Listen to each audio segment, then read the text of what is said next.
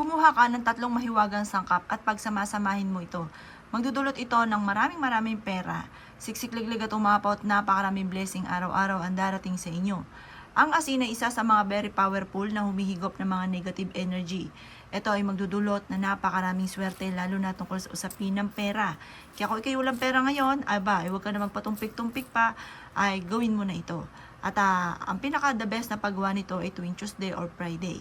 Ngayon, kung ikaw po ay isa sa mga naniniwala sa ganito, kumuha ka ng 3 dahon ng laurel. Mas mainam ay buo ang inyong gagamitin.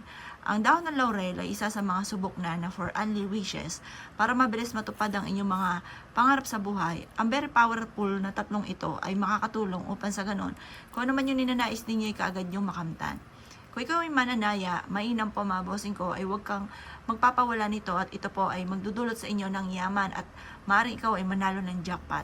Ang bawang naman po ay isa sa mga pinaka-powerful na nag-aalis ng mga negative energy. Proven po ito na napakaswerte basta't ikaw ay may 100% na paniniwala sa mga gatong mga pamamaraan. Ang gagawin nyo lamang ay kumuha po kayo ng dahon ng laurel, 3 dahon ng laurel na itutusok nyo dito sa ating asin.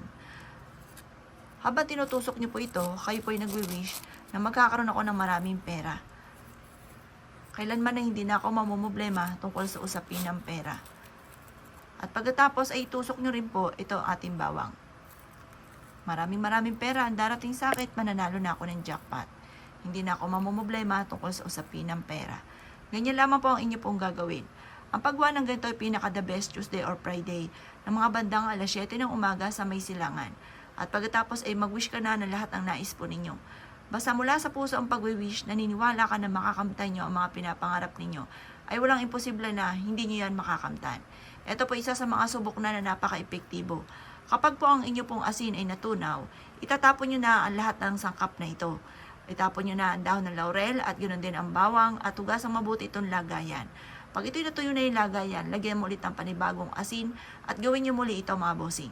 Huwag kang mag-alala dahil ang pagkatunaw ng asin, yan po ay marami na nahigop na negative energy. Ang mga malas na nagiging dahilan kung bakit lagi kang walang pera ay nahigop na niyan.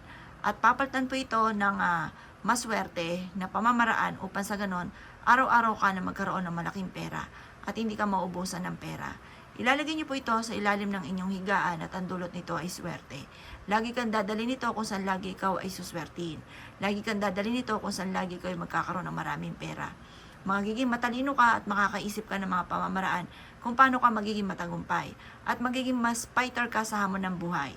Kayo po ay hindi basta susuko sa hamon ng buhay at kayo po ay makakamit nyo kung ano man ang inyong mga pinapangarap. Subukan nyo po itong gawin, sa umaga lamang ninyo ito gagawin at ito po ay ang dulot ay napakaswerte.